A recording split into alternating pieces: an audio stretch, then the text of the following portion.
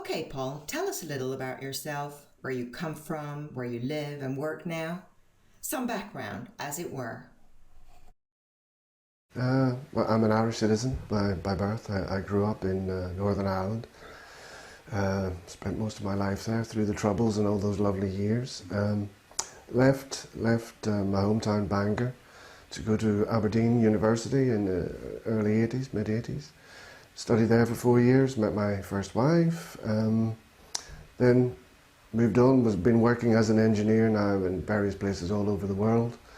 Currently working in Algeria on a rotation basis, a month on, month off, which is very nice. Growing up in Northern Ireland must have been difficult.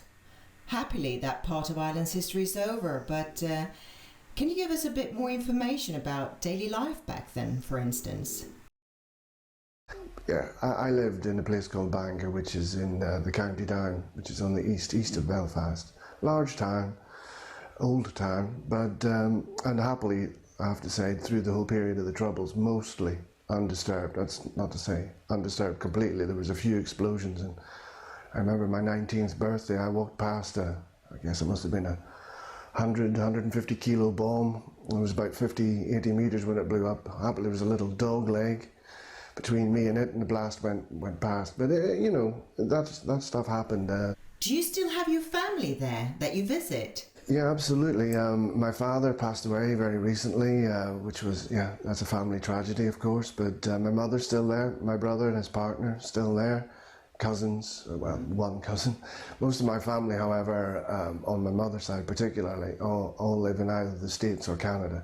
How did you end up in Sweden? When I moved to Stavanger, I met my wife, my current wife. I shouldn't say current, she makes it sound like there's another one coming, but anyway, I met my wife there, and she's, like I said, she's a Swedish national. So my eldest son was born in Stavanger, and then that was 99, and then in 2000 when we moved to Aberdeen that was a couple of years, my youngest son was born in Aberdeen. Yeah, so that's my connection to why from Norway to here. And do you consider Sweden as your home now?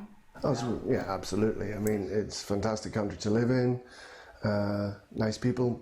Yeah, what's not to like? So yeah, it's home. And when I go to Ireland or to Britain or, well, wherever, coming back is coming home. So that's a nice feeling to have, I think.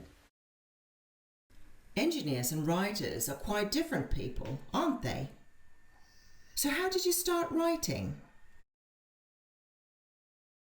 I wrote my first book when I was age 5. I was 5 years old. I remember writing it, I mean, you know, kitties, big letters and everything else, and it was fully illustrated by my own hand, but that was my first book, and I don't know, my parents, I mean, are both avid readers. And I think when I was growing up, I was just always encouraged to read. I was reading, not hugely, but I was able to read, let's say, when I was 4. And I think that sort of, you know, that love of books and words and whatever it is you're looking at was instilled in me through my parents. I mean, I have it on one of my blogs about this a little bit, and as I said in there, it's everything from art to zoology and all in between. So the whole thing about reading, it's not a huge step necessarily then, I think, to go to writing. Now, whether engineers could be writers or not, I don't know. I mean, certainly, of course, I've written lots and lots of technical documents in my life and everything else, and I think the language and everything else is different. It has to be more concise and precise in many ways. That's not necessarily a big step, though, from writing if you're trying to develop characters and setting scene in place. You want to be concise and precise as well, because unnecessary verbiage just distracts, and I think you lose your reader. I just love it, and I've always loved it, and what else is there? Say, so I earn my money by being an engineer, but I write in my spare time, all my spare time, and if I had an opportunity, that's exactly what I would be spending my time doing. So, Why did you end up with a fantasy genre more than any other type of writing? I don't know, back to another one of my blogs, but I mean, I wrote in that I'm trying to write a series of blogs about the major authors and works that have affected me. And it's not all fantasy, of course, but predominantly. But the number one on the list was Lord of the Rings. I mean, you could say Lord of the Rings and The Hobbit and The Children of Hurin and all the rest. Tolkien was a master, but I remember I got the Lord of the Rings as a gift for Christmas when I was about 12 years old, and I don't know, I read it inside a month, and it was like the world ended when it was finished. Like, well, what am I going to do? Because of course at that time you had The Hobbit and you had Lord of the Rings. In the blog I go into it in a little bit more depth, but one of the things I think there was the fact that, this is 1974. This is really when it was pretty nasty in Northern Ireland, and I think, you think modern kids now, they're looking to Ronaldo, to Messi, to Magic Johnson or whatever in the basketball, or maybe Tom Brady in the NFL, whatever. They're looking for their hero of some form. I mean, this is 1974, pre-internet. Yeah, not quite pre-TV, but you know what I mean. So, we were all sort of disengaged from all the things that are free and open and easy access now, in a multi-connected world. And you're looking for a hero still. I was looking for something a little bit better, and there was a degree of escapism, and of course it was about men of character and honour and all that sort of good thing, and I think somehow it stuck, and it appealed hugely. So from there it was, it was just something that I enjoyed and continue to enjoy. Do you agree that fantasy is a form of escapism? And did that inspire you in your writing?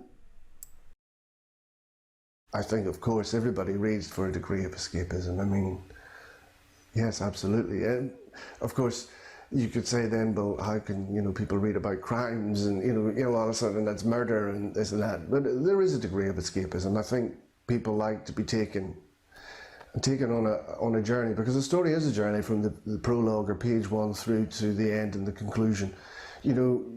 You meet people, imaginary people, obviously, who, for whatever reason, you have your own likes and dislikes. You're playing with the human psyche, and it's ancient. It's part of us. But I also think, as well, that in many ways, fantasy has a little something that it can offer in many ways that other genres cannot, or at least not so easily, perhaps, because it allows you to explore big issues. You can still explore them in other, of course you can. But I'm thinking some of the things about my own books, where you start to step in and actually deal with things which are modern issues, but setting them in a primitive age, and that's appropriate or not, but you're trying to deal with them and open people's mind and dialogue about how it is and how it feels, and you start to explore things in a way that maybe would not be so easy in another genre. I've had the privilege and pleasure to read your first book. Tell us about The Messenger. What does it mean to you? Okay, The Messenger is actually, it's a standalone novel, but it's also a prequel to the Age of Ending series, which I have started to write, and maybe talk a little bit about that in a moment. It's a dark fantasy story. It's I think readers who maybe like Joe Abercrombie and Glenn Cook with the Black Company series might appeal to them. A little bit darker, in fact, in places a whole lot darker. But it's a story of a one-man struggle with himself in many ways, and how he actually comes to terms and tries to redeem himself for some of the things that he has done.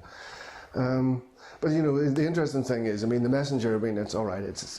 We're going down the route of self-publishing. At least that's where it started.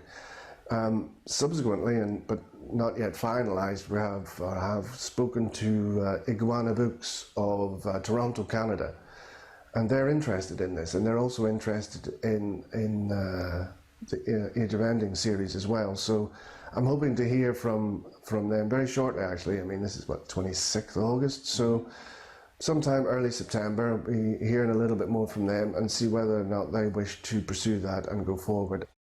So The Messenger is a prequel to the Age of Ending series. Can you tell me a bit more about that series, and if you have written any of it? Well, it's I would say high fantasy. It's certainly it's a story. Obviously, Do they follow a formula? I don't believe they do. Are they the same character? Does the character continue through the series? No, well, he appears a little bit. The messenger of the first book, the title, Yes.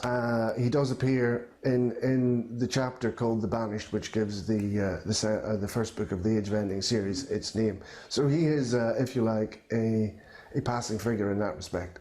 But the book is really, it's certainly the whole issue of good and evil, about how ordinary people thrust into extraordinary situations, how they can react good and bad, the selfishness in ourselves for what we perhaps perceive are unfair demands made of us, for example. So it's about that. The hero, and it is literally a hero, it's a male, is a difficult to like character, arrogant by turns, offhand, selfish certainly. But honestly, I think the great people in the story are heroines, frankly, the women of the story. A bit like, if you like, how, for those who are familiar with it, of course, Lord of the Rings, I mean, Frodo carries the burden, but it's Samwise Gamgee who is the real hero of the book, because Frodo would never have accomplished his mission without Sam and his sacrifices, his good old-fashioned common sense, and just pluck, if you like. So, in the same way, the hero of the Age of Ending series, the Frodo, if you like, to draw the comparison, the women in those books are definitely the Samwise Gamgees, the real power and motor behind the story. What is the timeline for The Messenger? When will The Banished be ready? The Messenger, first off, let's start with number one. The Messenger's ready. It's been edited. The artwork is sorted. And you can see a little bit of it there. That would be the cover, if you like. It should be ready very shortly. We're looking at getting the files ready for ebooks, whatever you read, Kobo, iReader, Kindle, whatever. And of course, then there's the Iguana issue, which is in there a little bit. Similarly, with The Banished, I mean, as I said earlier, it's going for editing scheduled for start on the 20th of October. Probably finished, it's a big old book, as I said, probably finished around about Christmas, New Year time. So then, after that, then we go through the whole thing about developing the artwork, all of the work to do, sort of some of the marketing and everything else. But I would have thought The Messenger, certainly by the end of this year, and absolutely certain about that. And then after that, probably in the first half of next year for The Banished. And after that, of course, as I said, of the Seven Kingdoms has to go through the whole same process. It's scheduled for editing around about 1st June or 1st July. And then it'll be the same sort of timeline. People are now very familiar with Game of Thrones and, of course, before that, The Lord of the Rings. Both have been huge cinema success. Why do you think fantasy has made the leap from nerdy teenage boy stuff to big business TV production and crossed all types of age gaps and genders? Story, poetry, music, everything, that's all part of the human condition. It's that primitive part of us. And I think any good story, well told, will manage to do that. Lord of the Rings, for example, was voted the best book in the English language at least twice, if you can have votes twice in the 20th century. Game of Thrones, I think it touches on so many things about treachery and deceit, betrayals, and I think people like the dark side too. We don't all want the Mary Poppins nice stuff all the time, and it has managed to capture public imagination. And I think it's easier to do now because, of course, obviously books are there, but the medium of TV and cinema has leapt forward with technological development. So before, where, for example, say the Balrog in Lord of the Rings, that time when it leapt on to the bridge, cinema couldn't have done that. Cinema in the 1940s or 50s or 60s or whatever couldn't have done that. Now it can. And similarly with what we're seeing in, say, Game of Thrones with Khaleesi with her dragons and stuff like that. Those dragons were an impossibility. Now people can do it. The technology's there, and that enables the genre to reach a much wider audience. And of course, it's reaching a TV audience.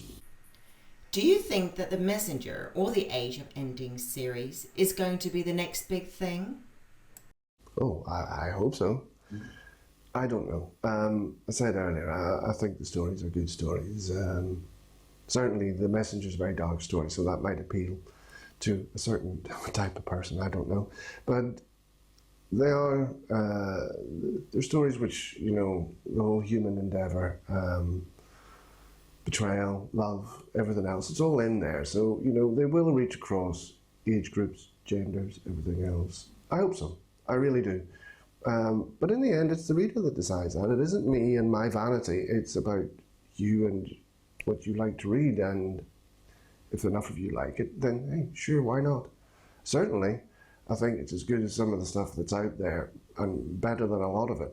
I'm a hard critic on myself, and I think it's good, and I hope it works. I hope people enjoy it, and that's really what at the end what it's about. It's not about me driving a Maserati. Would like that, but that ain't the whole goal here. If it works and people have a demand, then I'm happy to keep writing those stories for sure.